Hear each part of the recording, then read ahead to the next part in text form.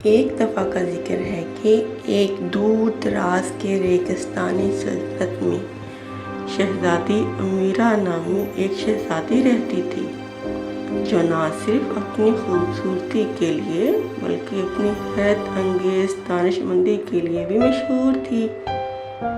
بہت سے شہزادے دور دور سے آئے اس امید میں کہ وہ اس سے شادی کر سکیں، لیکن شہزادی امیرہ ایسے شوہر کی خواہش مند تھی جو اس کی ذہانت کا مقابلہ کر سکے اور علم سے اس کی محبت کو بانٹ سکے۔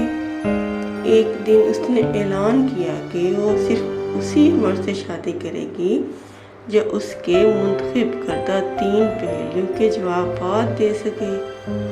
یہ خبر جلد ہی پھیل گئی اور شہزادے اور رئیس محل میں جمع ہو گئے، اپنی قابلیت کو ثابت کرنے کے لیے بےتاب تھے۔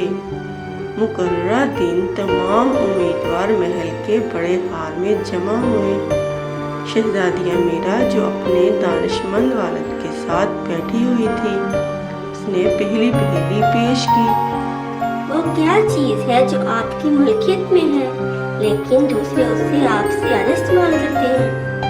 بہت سے امیدواروں کو یہ پہلی سمجھ نہیں آئی، لیکن ان میں سے ایک عاجز عالم آگے بڑھا اور پراعتماد لہجے میں کہا، اس کا جواب آپ کا نام ہے۔ امیرہ مسکرائی اور اس کی دانائی کی تصدیق کی۔ پھر دوسری پہیلی آئی، میں زندہ نہیں ہوں لیکن میں بڑھتا ہوں، میرے پاس منہ نہیں ہے پھر بھی میں ڈوب سکتا ہوں، میں کیا ہوں؟ عالم نے دوبارہ جواب دیا، موم بتی یہ جلنے کے ساتھ بڑھتی ہے لیکن اسے پانی سے بجھایا جا سکتا ہے۔ شہزادی امیرہ متاثر ہوئی، لیکن وہ اپنی برابری کی تلاش میں تھی۔ اس نے آخری پہیلی پیش کی، کون سی چیز بادشاہ سے بڑی ہے، شیطان سے زیادہ بری ہے، غریبوں کے پاس ہے، امیروں کو اس کی ضرورت ہے، اور اگر آپ اسے کھائیں تو مر جائیں گے۔ حال میں خاموشی چھا گئی۔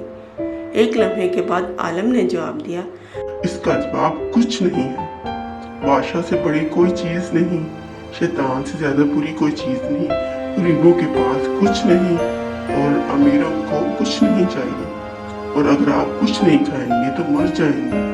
شہزادی امیرہ اس سے بہت متاثر ہوئی۔ اسے آخرکار اپنا برابر مل گیا تھا، کوئی جو عقل مند، عاجز اور بصیرت والا تھا۔ اس نے اپنے وعدے کے مطابق اس عالم کو اپنا شوہر چنا۔ ان کی شادی بڑی دھوم دھام سے ہوئی اور وہ دونوں مل کر حکمت اور انصاف کے ساتھ سلطنت پر حکومت کرتے رہے اور آنے والی